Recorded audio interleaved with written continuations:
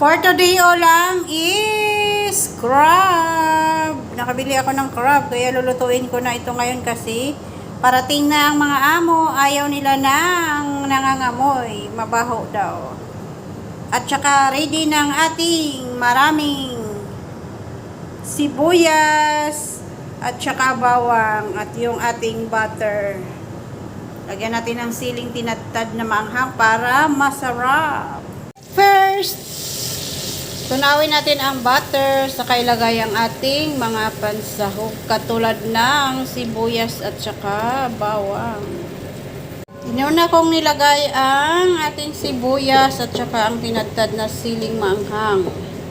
Pag mag-brown na siya, saka natin ilagay ang bawang kasi mas madaling masunog ang bawang.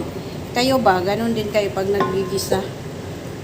Naluto ng ating sibuyas at saka bawang, ilagay na natin ang ating crab at saka imitos-mitos lang.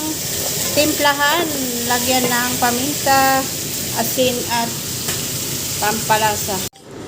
At ito na, luto ng aking crabs. Mukbanga na, habhaba na, kainan na. Oh, with rice. Royal! O, diba, may pa-royal si Madam.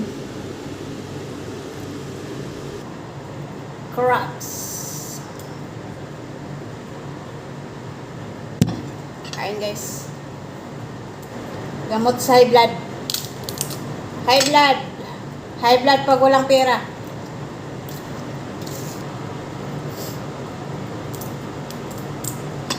Diba? Kamayan talaga para masarap. Niluto ko sa butter and garlic. Tapos nagtara ng sili. Diba? Masarap, maanghang-anghang.